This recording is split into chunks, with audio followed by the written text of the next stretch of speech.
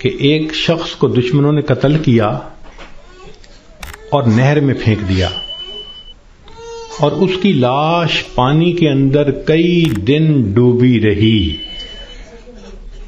جب وہ اوپر آئی سطح پر تو اتنی پھول گئی تھی کہ بندے کی پہچان ممکن ہی نہیں تھی، شکل ہی بدل گئی تھی۔ پولیس والوں کو پتہ چلا، انہوں نے آ کے لاش نکالی، اور جب دیکھا کہ پہچان ہی نہیں ہوتی تو انہوں نے قریبی بستی والوں کو بلایا اور کہا کہ بھئی اس کو نہلا دو، کفنا دو، مسلمان تو ہے۔ چنانچہ امام صاحب نے کہا کہ جی میں نہلا تو دوں گا، میرے پاس کفن کے پیسے تو نہیں ہیں، مجھے کفن کے پیسے دے دو۔ ایک بندے نے کہا کہ جی اعلان کر دو۔ ذرا سنیں، مسجد میں اعلان ہوا، بھائی لاوارث نعش ہے، کفن خریدنا ہے، چندہ لاؤ۔ کوئی روپیہ لایا، کوئی 2 لایا، کوئی 5 لایا۔ آدھے گھنٹے تک اعلان ہوتا رہا کہ لاوارث لاش ہے، کفن خریدنا ہے۔ آدھے گھنٹے کے بعد پھر جا کر پیسے پورے ہوئے، کفن خریدا گیا، اس کو نہلایا گیا، کفنا دیا گیا، جنازہ پڑھایا گیا۔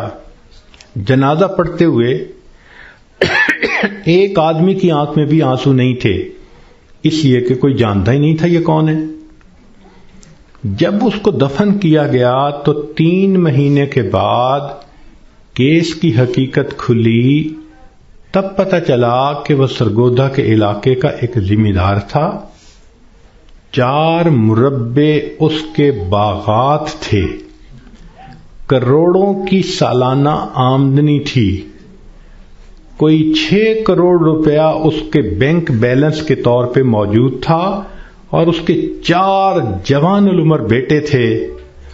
اس لینڈ لارڈ نے کبھی سوچا بھی نہیں ہوگا کہ میں کروڑوں پتی بندھا جب دنیا سے جانے لگوں گا تو چندے کا کفن لے کے جاؤں گا۔ اس کو کہتے ہیں وارث مان نہ کری وارثاں دا، رب بے وارثا کر مار دئی، کہ وارث تم اپنے وارثوں کا مان نہ کرنا، اللہ بندے کو لاوارث کر کے مار دیتے ہیں۔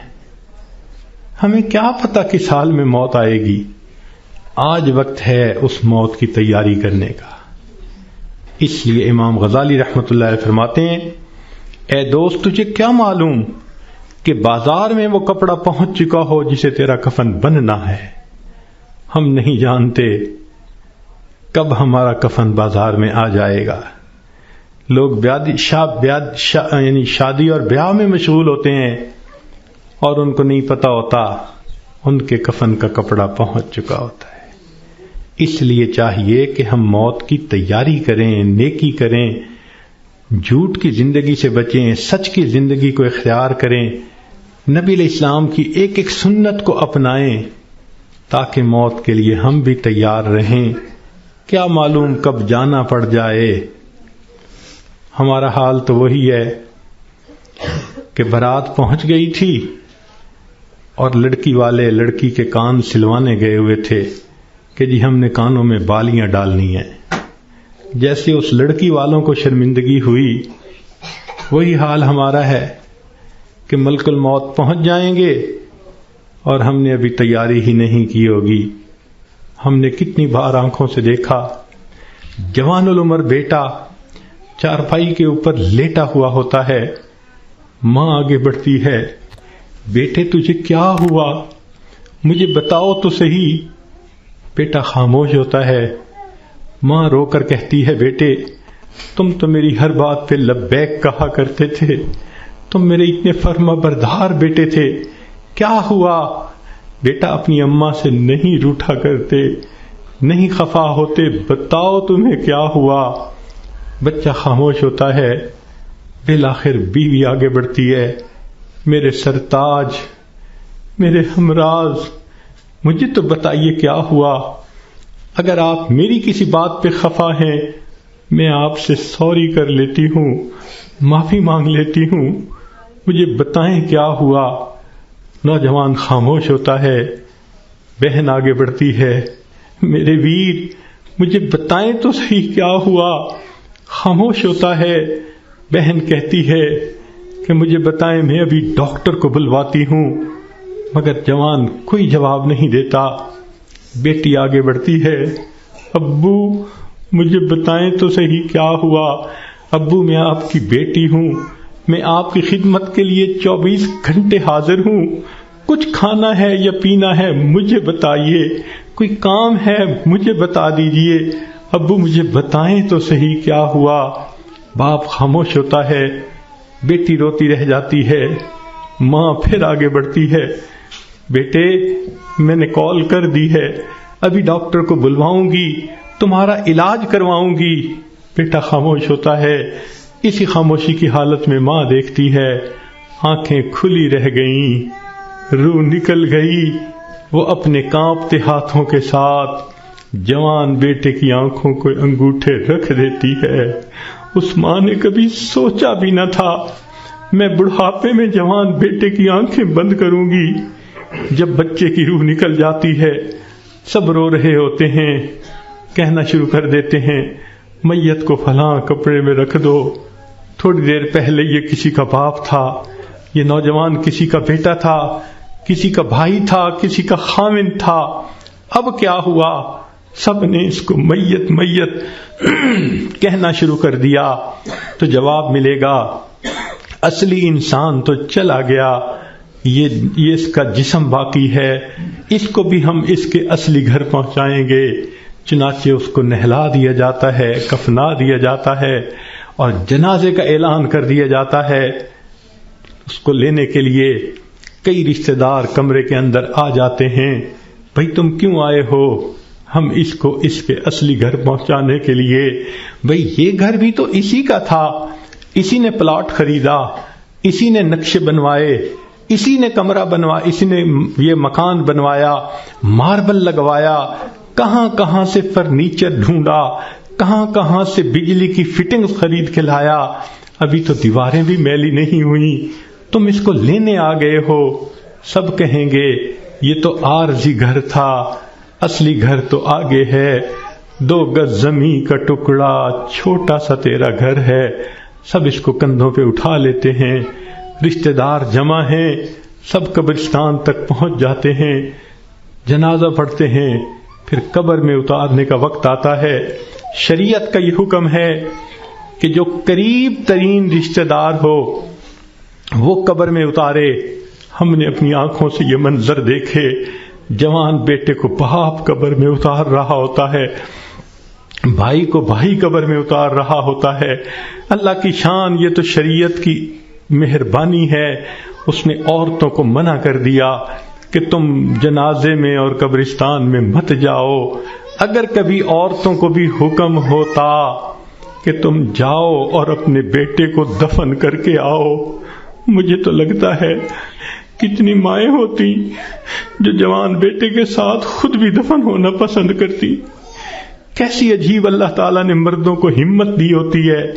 جوان بیٹے کو جس کے جسم پہ کبھی میلا کپڑا بھی باپ برداشت نہیں کرتا تھا، آج اس کو زمین پہ لٹا دیتا ہے، اپنے ہاتھوں سے مٹی ڈال دیتا ہے، بھائی مٹی ڈالتے ہیں، دوست مٹی ڈالتے ہیں، منو مٹی کے نیچے اس کو دبا کے اللہ کے حوالے کر کے آ جاتے ہیں۔ جب اللہ کے حوالے ہونا ہی ہے، اے انسان تو اپنے آپ کو آج اللہ کے حوالے کر دے۔ اللہ میں اپنے آپ کو آپ کے حوالے کرتی ہوں، جو آپ کا حکم ہوگا میں اس پہ چلوں گی، جو گناہ ہوگا میں اس سے بچوں گی۔ آج حوالے کریں گے تو اس کا فائدہ ہوگا۔ چنانچہ انسان کو بالآخر اللہ کے حضور جانا ہی ہے۔ حضرت علی اللہ عنہ فرمایا کرتے تھے، موت کی تکلیف کینچیوں سے کتر دینے سے زیادہ سخت ہوتی ہے، موت کی تکلیف دیگ میں بھون دینے سے زیادہ سخت ہوتی ہے۔ اگر موت کی تکلیف کا اندازہ لگانا ہو تو آپ عورتوں کو تو بہت آسانی سے لگ سکتا ہے۔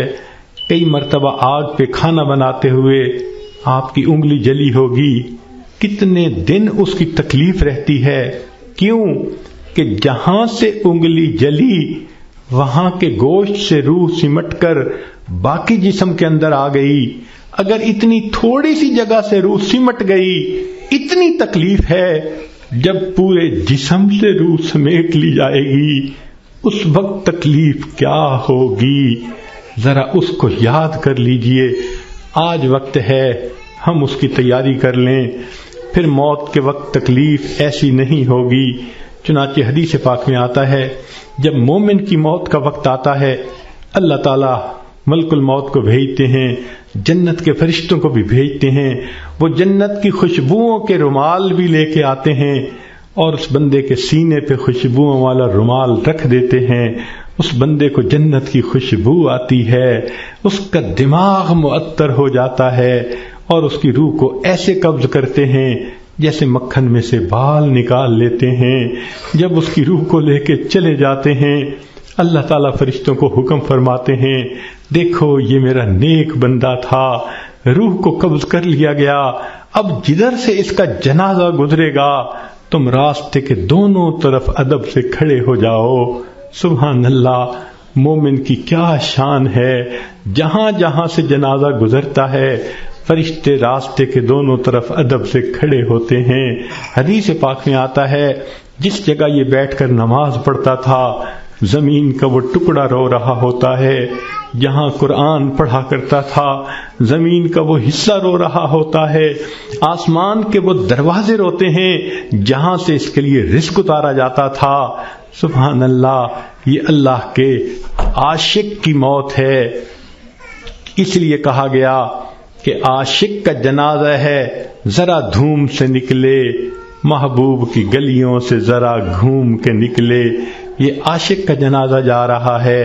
پھر اس کو جب دفن کیا جاتا ہے حدیث پاک میں آتا ہے اللہ تعالیٰ فرشتوں کو فرماتے ہیں یہ میرا بندہ دنیا سے تھکا ماندہ آیا ہے، جاؤ اور اس کو جا کر کہہ دو نم کنومت العروس، دلہن کی نیند سو جا. فرشتہ آ کے خوشخبری دے دیتا ہے تم دلہن کی نیند سو جاؤ.